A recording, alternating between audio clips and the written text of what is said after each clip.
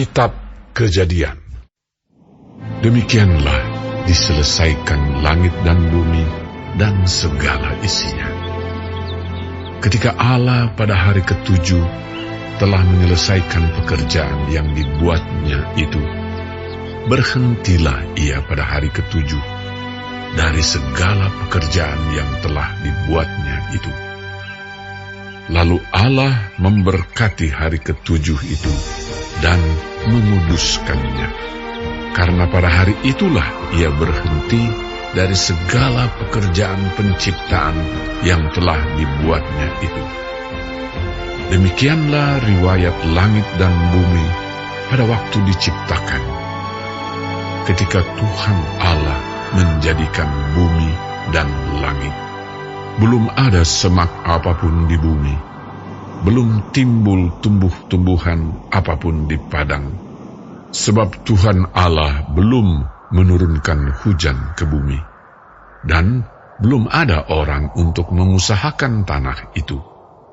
Tetapi ada kabut naik ke atas dari bumi dan membasahi seluruh permukaan bumi itu. Ketika itulah Tuhan Allah membentuk manusia itu dari debu tanah dan menghembuskan nafas hidup ke dalam hidungnya. Demikianlah manusia itu menjadi makhluk yang hidup. Selanjutnya, Tuhan Allah membuat taman di Eden, di sebelah timur. Disitulah ditempatkannya manusia yang dibentuknya itu. Lalu Tuhan Allah menumbuhkan berbagai-bagai pohon dari bumi, yang menarik dan yang baik untuk dimakan buahnya. Dan pohon kehidupan di tengah-tengah taman itu, serta pohon pengetahuan tentang yang baik dan yang jahat. Ada suatu sungai mengalir dari Eden untuk membasahi taman itu. Dan dari situ, sungai itu terbagi menjadi 4 cabang. Yang pertama, namanya Pison, yakni yang mengalir mengelilingi seluruh tanah Hawila, tempat emas ada. Dan emas dari negeri itu baik. Di sana ada damar bedola dan batu krisopras. Nama sungai yang kedua ialah Gihon, yakni yang mengalir mengelilingi seluruh tanah Kush. Nama sungai yang ketiga ialah Tigris, yakni yang mengalir di sebelah timur Asyur. Dan sungai yang keempat ialah Efrat. Tuhan Allah mengambil manusia itu dan menempatkannya dalam Taman Eden untuk mengusahakan dan memelihara taman itu. Lalu Tuhan Allah memberi perintah ini kepada manusia. Semua pohon dalam taman ini boleh kau makan buahnya dengan bebas. Tetapi pohon pengetahuan tentang yang baik dan yang jahat itu, janganlah kau makan buahnya, sebab pada hari engkau memakannya, pastilah engkau mati.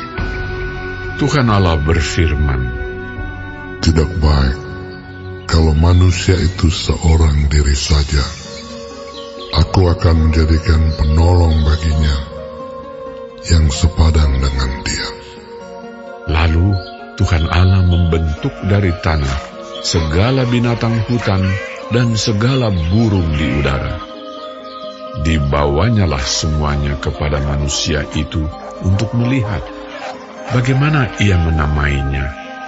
Dan seperti nama yang diberikan manusia itu kepada tiap-tiap makhluk yang hidup, demikianlah nanti nama makhluk itu. Manusia itu memberi nama kepada segala ternak, kepada burung-burung di udara, dan kepada segala binatang hutan. Tetapi baginya sendiri, ia tidak menjumpai penolong yang sepadan dengan dia. Lalu Tuhan Allah membuat manusia itu tidur nyenyak. Ketika ia tidur, Tuhan Allah mengambil salah satu rusuk daripadanya, lalu menutup tempat itu dengan daging. Dan dari rusuk yang diambil Tuhan Allah dari manusia itu, dibangunnyalah seorang perempuan. Lalu dibawanya kepada manusia itu. Lalu berkatalah manusia itu, "Inilah dia, tulang dari tulangku, dan daging dari dagingku. Ia akan dinamai perempuan, sebab ia diambil dari laki-laki." Sebab itu, seorang laki-laki akan meninggalkan ayahnya dan ibunya, dan bersatu dengan istrinya, sehingga keduanya menjadi satu daging. Mereka keduanya telanjang, manusia dan istrinya itu, tetapi mereka tidak merasa malu.